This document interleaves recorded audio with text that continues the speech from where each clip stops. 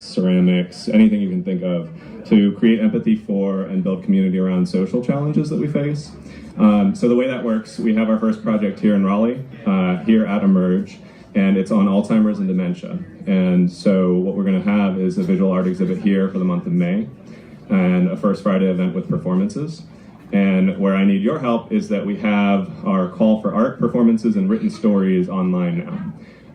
So it's at create-empathy.org. That's create-empathy.org. If you know anyone who has art that is related to Alzheimer's and dementia, please share that with them. You can find us on Facebook, on Instagram, at create-empathy.org, etc. Come talk to me if you have any thoughts or collaborations, etc. But we'd love to see work from everyone. So, and for you to join us on May 3rd for that First Friday event as well. So, part of the reason that I picked Alzheimer's dementia as the first project is because my grandfather had dementia, basically for the last 12 years of his life or longer. So I helped my family take care of him, and that was really, really challenging. And for any of you who know that, for any of you who have been through this experience, it changes who you are, right? And so I just wanted to talk a little bit about a couple of moments that really stuck with me through that, and then kind of also play some music for you in that context. So, there's the first moment that I recall is when my grandfather first forgot my name.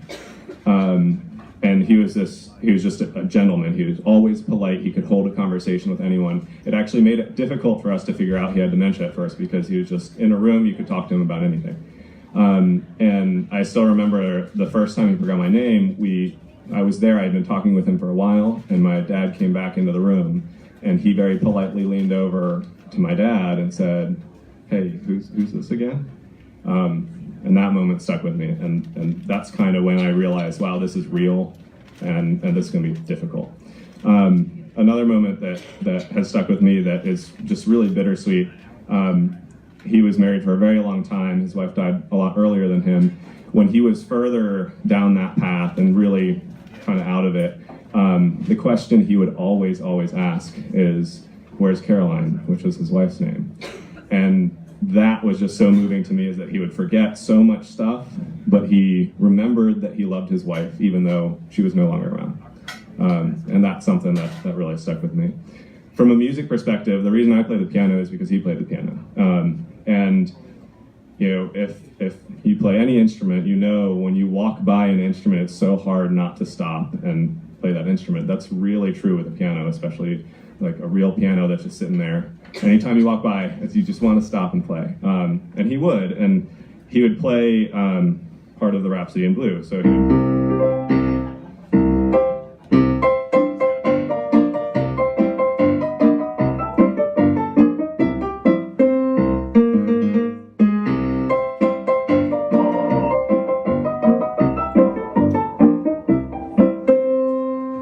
and that was kind of his favorite part that he would play. And what was really interesting is even at the very end, he could still sit down and get out at least those few, and it might stop there, but it was still there. And I just thought that was fascinating. And you can kind of see it happen. He'd get almost to the end, and then slowly over the years it would shorten. And it almost became this, almost like an echo, right? Just that little.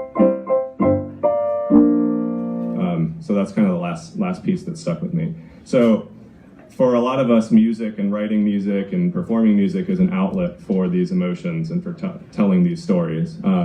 So I wrote a song kind of exploring those feelings, and even broader than just Alzheimer's and dementia, but this idea that what does it feel like to be at that point in your life, to be older, having people take care of you, but then also, when you start going downhill, how does that feel? And is there a point at which you just kind of say, okay?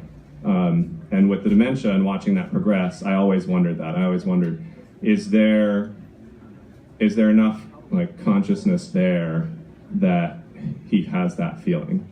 So I ended up writing the song. The song's called Over and Under.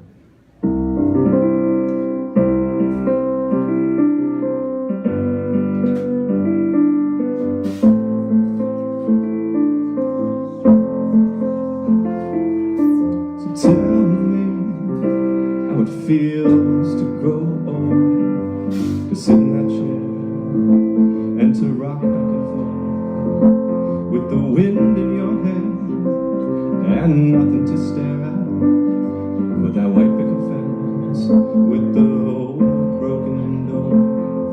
But tell me how it feels to grow slow, to need extra legs just to make it next door, to sit in that chair with nothing to stare at, with the oldest of friends who you love and adore. But I know, oh I know, that ain't enough anymore.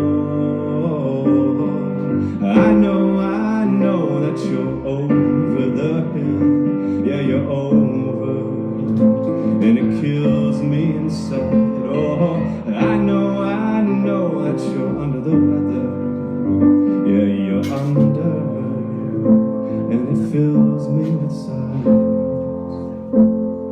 and deep breaths and cries, that you're over and under, you're over and under.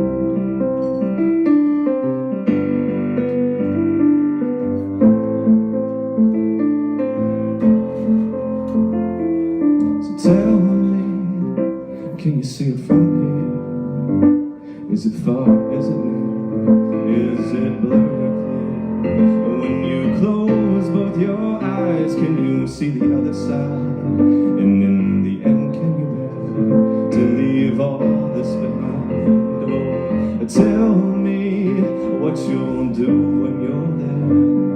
Will you sit in that chair with the wind in your hair, listening to prayers from your family and friends who will always be there even after the end? But I know, oh I know, that ain't enough anymore. I know that you're over the hill, you're over, and it kills me inside. Oh, I know that you're under the weather, you're under, and it fills me with sighs, and deep breaths and cries, that you're over and under, you're over and under.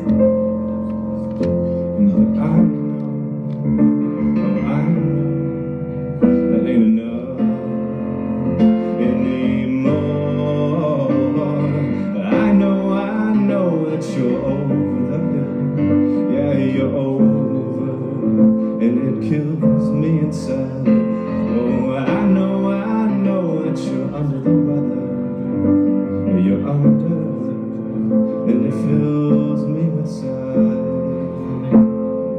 deep breaths and cries,